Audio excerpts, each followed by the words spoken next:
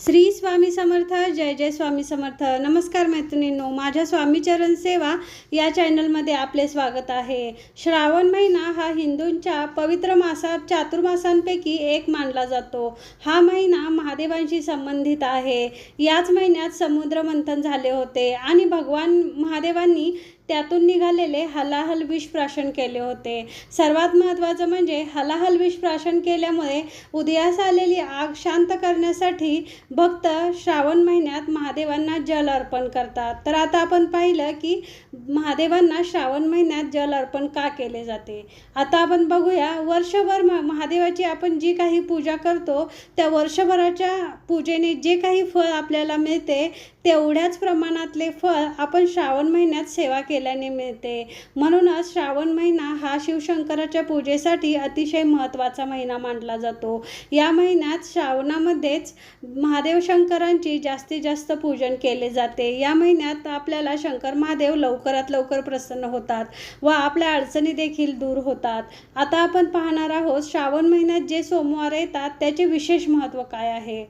सोमवारी महादेवाची पूजा शक्यतो वैवाहिक जीवनासाठी केली जाते.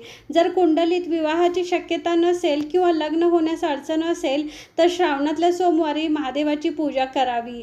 त्यामुळे कुंडलीतील दोष आणि आरोग्यात संबंधित समस्या असतील त्या श्रावणात आपण सोमवारी पूजा केल्यामुळे या समस्या निघून जातात. श्रावण महिन्यात पूजाविधी केल्यामुळे आपल्याला अनेक प्रकारचे लाभ होतात.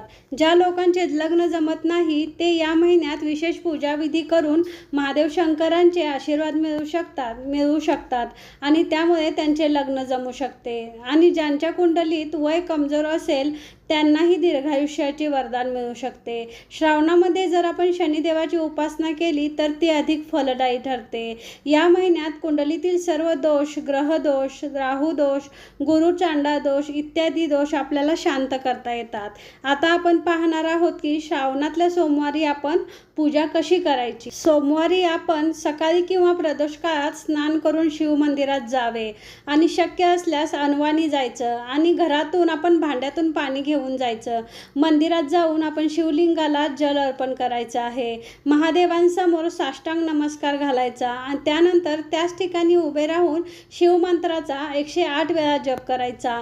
ओम नमः शिवाय, ओम नमः शिवाय या मंत्राचा आपण 108 वेळा जप करायचा आहे. त्या दिवशी दिवसभर उपवास करायचा आहे. यावेळी आपण फक्त फळे खायची आहेत. यावेळेस आपण दिवसभर देवांचा नावाचा जप करायचा आहे आणि संध्याकाळी आपण शिवशंकर महादेवांची आरती करायची आहे. दुसऱ्या दिवशी अन्न किंवा वस्त्र दान करायचे आहे आणि यानंतर आपण उपवास सोडायचा आहे. तर अशा प्रकारे जर आपण श्रावणातील सोमवारी पूजा केली तर आपली इच्छित फळे आपल्याला लवकरात लवकर आणि निश्चितच प्राप्त होतात. तर मैत्रिणींनो, तुम्हाला जर ही माहिती आवडली असेल तर तुम्ही माझ्या चॅनलला सबस्क्राईब करा, व्हिडिओला लाईक आणि शेअर करा. श्री स्वामी समर्थ. जय जय स्वामी समर्थ. अवधूत चिंतन. श्री गुरुदेव